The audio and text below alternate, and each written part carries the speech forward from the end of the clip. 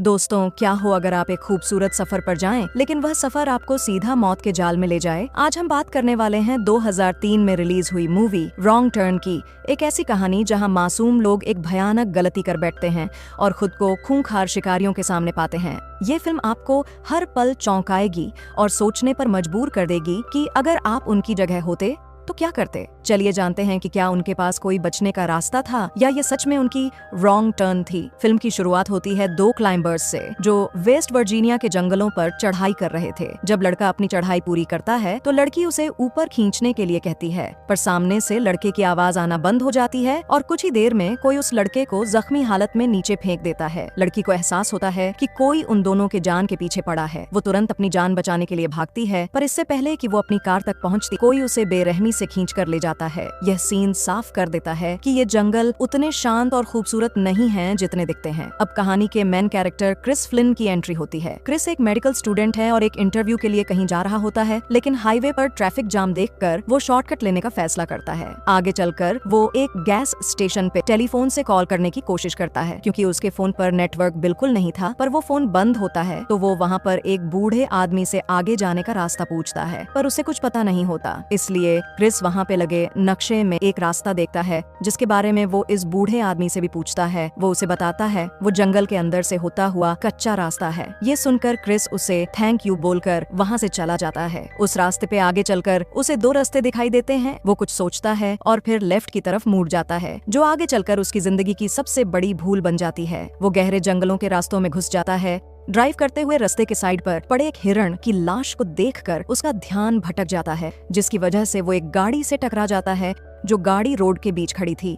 ये गाड़ी कुछ दोस्तों की होती है जिनका नाम है कार्ली, स्कॉट, जेसी, इवान और फ्रांसिन, जिनकी गाड़ी का टायर पंचर हो चुका है।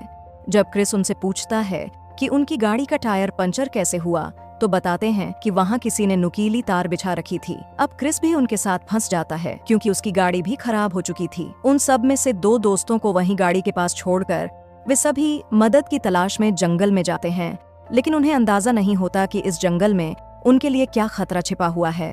उनके थोड़ा आगे पहुंचने पर हमें उन दोनों दोस्तों का सीन दिखाया जाता है जो गाड़ी के पास खड़े थे, जिसमें से इवान नाम का लड़का जंगल में कहीं चला गया था। फ्रांसिन उसे आवाज लगाती है, पर सामने से कोई जवाब नहीं आता, तो वो उसे ढूंढने जाती है।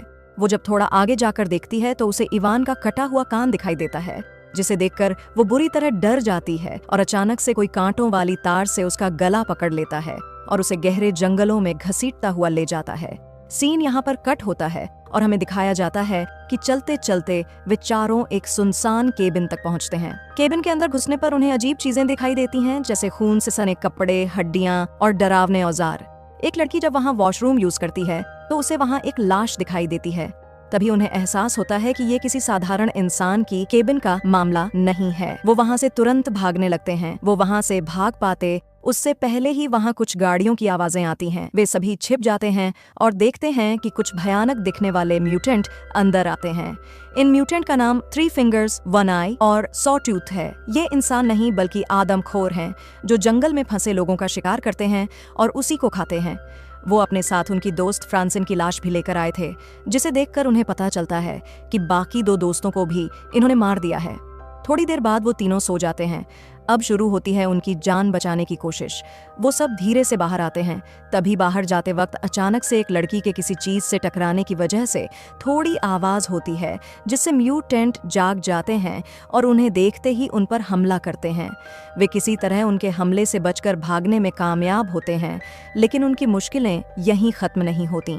वो तीनों म्यूटेंट्स गाड़ी लेकर उन चारों का पीछा करते हैं। भागते भागते वे एक अजीब सी जगह पर पहुंचते हैं जहां पर ढेर सारी गाड़ियां खड़ी थीं, जिसे देखकर हमें समझ आता है कि इन दरिंदों ने कितने लोगों का शिकार किया है। तब तक म्यूटेंट्स भी इनका पीछा करते हुए यहाँ पहुँच गए थे। वे समझ नहीं पाते कि वे इन म्यूटेंट्स से कैसे बचेंगे। वो एक तरकीब सोचते हैं जिसमें क्रिस उन्हीं म्यूटेंट्स की गाड़ी को चुराने का प्लान बनाता है। क्रिस म्यूटेंट्स का ध्यान भटकाने जाता है, तभी उसमें से एक म्यूटेंट क्रिस के पैर पर गोली चलाकर उसे घायल कर देता है। म्यूटेंट्स को क्रिस की तरफ जाता हुआ देख स्कॉट म्यूटेंट्स का ध्यान भटकाता है। तभी दोनों लड़कियां क्रिस को गाड़ी तक ले जाने में मदद करती है। वो तीनों गाड़ी में बैठकर किसी तरह म्यूटेंट से बचकर आगे आ जाते हैं। पर इसी भाग दौड़ के बीच उनका साथी स्कॉट म्यूटेंट के तीर से मारा जाता है, जो म्यूटेंट्स का ध्यान भटकाने गया था। उसकी वाइफ उसे अपने सामने मरता हुआ देख बुरी तरह रोने लगती है। थोड़ा आगे जाकर उनकी गाड़ी का टायर एक गड्ढे में फंस जाता है, तो आगे का सफर वो पैदल ही चलते हैं। वहीं दूसरी तरफ हमें दिखाया जाता है कि वो तीनों म्यूटेंट्स अभी भी उन्हें ढूंढ रहे हैं। थोड़ा आगे जाकर क्रिस और वो दोनों लड़कियां एक जगह पर रुककर थोड़ा आराम करते हैं। तभी कार्ली को एक वॉच टावर दिखाई देता है। वो तीनों तुरंत उस वॉच टावर पर चढ़ते हैं, इस उम्मीद में कि वहां पर उन्हें रेडियो और फर्स्ट एड किट मिल जाएगा। ऊपर जाकर उन्हें first aid kit, glow lights और एक रेडियो मिल जाता है। रेडियो की मदद से वो किसी से हेल्प मांगने की कोशिश करते हैं, पर सामने से कोई आवाज नहीं आ रही थी। तभी क्रिस देखता है कि वो म्यूटेंट्स मशाल लेकर जंगल में उन्हें ढूंढने आए होते हैं। क्रिस दोनों को लाइट्स छुपाने के लिए और चुप रहने के लिए कहता है। वो म्यूटेंट्स बस वहाँ से जाने ही वाले होते हैं कि तभी रेडियो में से आवाज आना शुरू हो जाती है, जिससे वो म्यूटेंट्स उनकी तरफ बढ़ने लगते हैं। क्रिस टावर के अंदर आने का रास्ता बंद कर देता है और तब तक जेसी डरते हुए रेडियो पर मैसेज देती है, हम एक वॉच टावर में फंसे हुए हैं, हमें हमारी लोकेशन नहीं पता है, कोई हमें मारने की कोशिश कर रहे हैं, उन्होंने हमारे दोस्तों को मार दिया है और अब हमें मारने के पीछे पड़े हैं, प्लीज हमारी मदद करो। तभी उन्हें पता चलता है कि म्यूटेंट्स ने टावर को आग लगा दी है। वो खिड़की तोड़कर वहाँ से नीचे झाड़ियों में कूदने का फैसला करते हैं। तभी वो देखते हैं कि वो म्यूटेंट्स अभी भी उनका पीछा कर रहे थे, तो वो एक पेड़ से दूसरे पेड़ पर चलकर जाने की कोशिश करते हैं, पर कार्ली ये नहीं कर पाती और वहीं रुक जाती है। तभी पीछे से थ्री फिंगर एक कुल्हाड़ी से कार्ली का आधा सर काट देता है। क्रिस आगे जाकर एक प्लान बनाता है, जिसमें वो जेसी को एक जगह पर रुकने के लिए कहता है और वो एक पेड़ की डाली को पकड़ के रखता है। जैसे ही थ्री फिंगर वहाँ आता है तो डाली को छोड़कर क्रिस थ्री फिंगर को नीचे गिरा देता है। उसके बाद क्रिस और जेसी एक झरने के पीछे जाते हैं और म्यूटेंट्स को वहाँ से जाते हुए देखते हैं। उनके जाने के बाद वो दोनों वहीं पर रात गुजारते हैं। सुबह होते ही वो रास्ते की खोज में वहाँ से निकल जाते हैं। थोड़ा आगे जाकर उन्हें सड़क दिख जाती है, पर तभी वहाँ म्यूटेंट्स आ जाते हैं और जेसी को पकड़ लेते हैं। क्रिस उसे बचाने की कोशिश करता है, पर एक म्यूटेंट उसे धक्का देकर नीचे गिरा देता है। क्रिस को नीचे एक पुलिस की कार जाते हुए नजर आती है, जो उनके टावर से मिले मैसेज की वजह से ही आई होती है। वो तुरंत नीचे जाता है और उससे मदद मांगता है, लेकिन सॉ टूथ उस पुलिस वाले को तीर मार देता है, जिससे मौके पर ही उसकी मौत हो जाती है। क्रिस तुरंत गाड़ी के नीचे छिप जाता है। सॉ टूथ वहाँ आकर पुलिस वाले को उसी के गाड़ी के अंदर डालकर वहाँ से ले जाने लगता है और क्रिस उसके गाड़ी के नीचे ही लटक कर उसके केबिन तक उसके साथ पहुँच जाता है। हमें पता चलता है कि उन्होंने जेसी को वहाँ बांध कर रखा है और उसे मारने वाले हैं। सॉ टूथ पुलिस वाले की लाश को अंदर ले जाता है और इससे पहले कि वो जेसी को मारता, क्रिस उसके दरवाजे पर आग लगा देता है और जैसे ही वन आए दरवाजे के पास आता है, क्रिस पुलिस कार लेकर अंदर आ जाता है और उसे घायल कर देता है। गाड़ी से बाहर आकर क्रिस जेसी को आजाद करता है और वो दोनों मिलकर तीनों म्यूटेंट्स को घायल करके बाहर आते हैं और पुलिस कार पर गोली चलाकर उस केबिन को ब्लास्ट कर देते हैं। लेकिन क्या यह सच में इस मूवी का अंत है? सीन कट होता है और हम क्रिस और जेसी को म्यूटेंट्स की ट्रक में उसी फ्यूल स्टेशन पर आते हुए देखते, जहाँ वो फिल्म की स्टार्ट में आया था। वहाँ का बूढ़ा आदमी उन्हें जिंदा देखकर पूरी तरह हैरान था। क्रिस वहाँ पर लगा हुआ नक्शा निकाल देता है ताकि कोई फिर से उस जगह पर न जाए। जैसे ही क्रिस और जेसी जंगल से बाहर निकलते हैं, कैमरा केबिन के मलबे की ओर जाता है। अचानक हम देखते हैं कि एक म्यूटेंट अब भी जिंदा है और इसी के साथ ये फिल्म यहाँ एंड होती है। तो दोस्तों, ये थी रॉन्ग टर्न की कहानी, जिसने ये साबित कर दिया कि कभी कभी छोटी सी गलती आपकी जिंदगी की सबसे बड़ी भूल बन सकती है। अगर आपको ये एक्सप्लेनेशन पसंद आया हो तो वीडियो को लाइक और चैनल को सब्सक्राइब करना मत भूलिए। कमेंट में बताइए कि अगली बार कौन सी मिस्ट्री या हॉरर फिल्म का एक्सप्लेनेशन देखना चाहेंगे। मिलते हैं अगली रोमांचक कहानी के साथ।